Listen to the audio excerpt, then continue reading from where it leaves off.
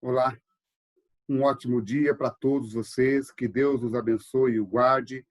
Vamos hoje estudar aqui o capítulo 11 do livro de Isaías, de onde aqui nós vamos tirar importantes lições para a nossa vida. O livro de Isaías é um livro fantástico de profecias maravilhosas que foram concernentes ali à época do profeta e também ao nascimento de Jesus e chega até os nossos dias. Então vamos estudar, eu convido você a ler com bastante atenção todos os versos do capítulo. Eu não estou lendo porque não dá tempo, mas eu peço que vocês possam ler verso por verso, meditar. Eu vou dar só para vocês a ideia do que está dentro do capítulo e depois vocês podem continuar a leitura do mesmo. Convido você agora a compartilhar essa mensagem, compartilhe nas suas redes sociais, para que mais e mais pessoas possam usufruir também da bênção que Deus tem reservado para cada um de nós. Antes, vamos agora a uma oração.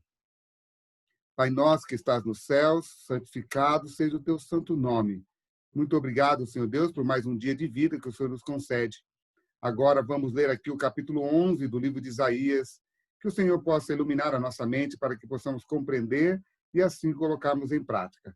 Fica conosco agora, comigo aqui, com os meus queridos amigos e irmãos que estão nas suas casas, que todos possam ser agraciados pelo estudo da tua palavra, em nome de Jesus. Amém.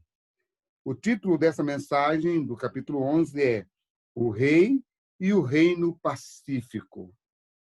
Diante de todas as profecias ali que Deus está falando da destruição do povo, dos assírios, eles vão castigar o povo de Israel, vai castigar ali o povo de Deus, mas Deus está falando ali que, apesar de todas as coisas, apesar dos assírios acharem que eles são a nação poderosa, Deus vai mostrar quem é que realmente manda. Olha só no capítulo 11.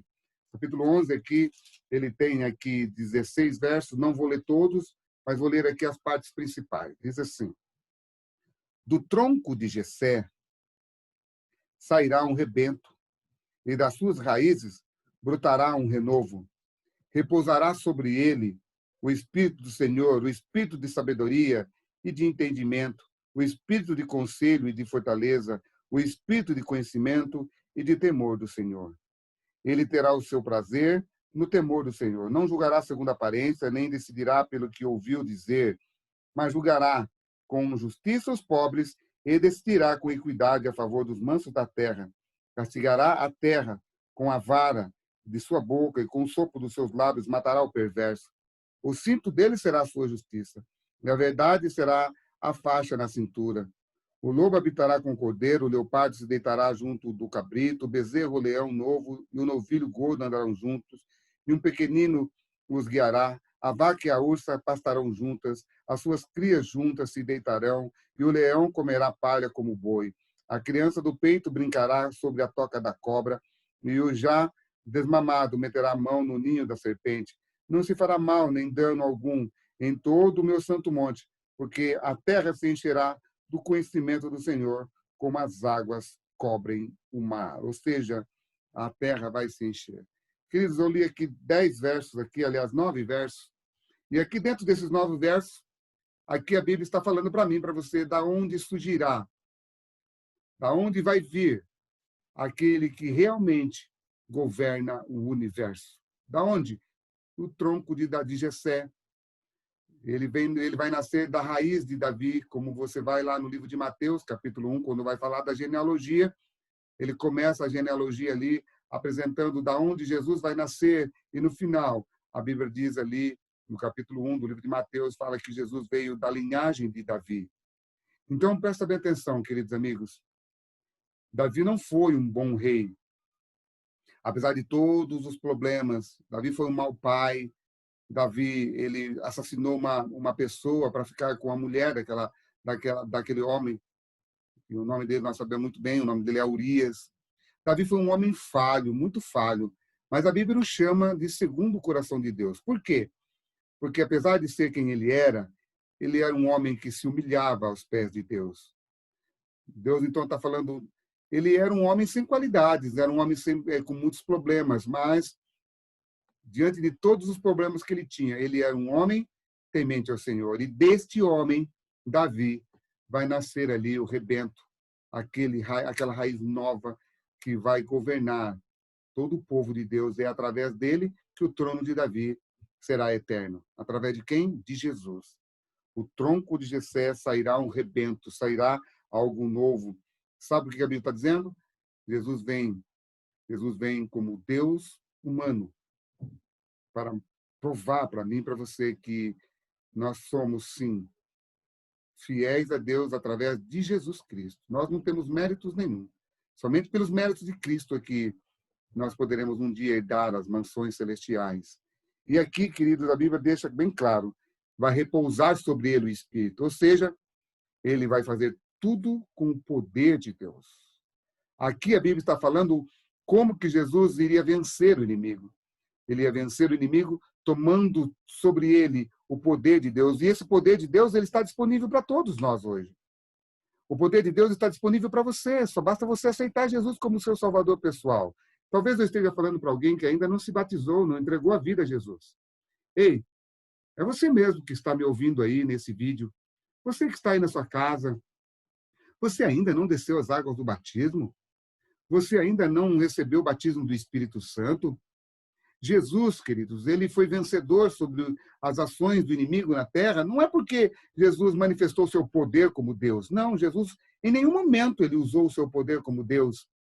Mas porque o Espírito do Senhor estava sobre ele. Por quê? Porque ele era um homem obediente. Jesus era Deus, um homem obediente, um Deus obediente e um homem obediente às ações de Deus. Entenda, Jesus era homem, mas também Jesus era Deus. Jesus era Deus, mas Jesus era homem. Em nenhum momento a encarnação de Jesus fez com que ele fosse superior aos seres humanos nessa terra. Jesus passou pelos mesmos problemas que nós passamos, pelas mesmas dificuldades de frio, fome. Jesus passou por tudo isso e foi morto na cruz. Mas ele saiu de lá vencedor, sabe por quê? Porque enquanto ele viveu só fazendo a vontade do Pai. E ao fazer a vontade do Pai, ele fazia porque o Espírito de Deus estava sobre ele. Observe o que acontece no capítulo 3, ali, a partir do verso 16, do livro de Mateus, quando Jesus é batizado. E ao ser batizado, uma pomba, em formato de pomba, o Espírito, num formato de pomba, desce e pousa sobre Jesus. É isso que está falando aqui. Então, entenda, apesar do mal estar assombrando o povo de Deus, Deus está falando, eu tenho uma luz para o meu povo, eu tenho uma saída para eles, e essa saída se chama Jesus. Ele é o príncipe da paz. Ele é o único que pode trazer paz para a humanidade. Ele é o único que julga com justiça. E a partir do verso 8 até o verso 6 até o verso 9, que fala ali do leão e tal, essa era messiânica era um tempo de paz absoluta que Deus queria dar para o seu povo, mas, infelizmente, essas promessas eram promessas condicionais e eles não herdaram aqui nos dias deles.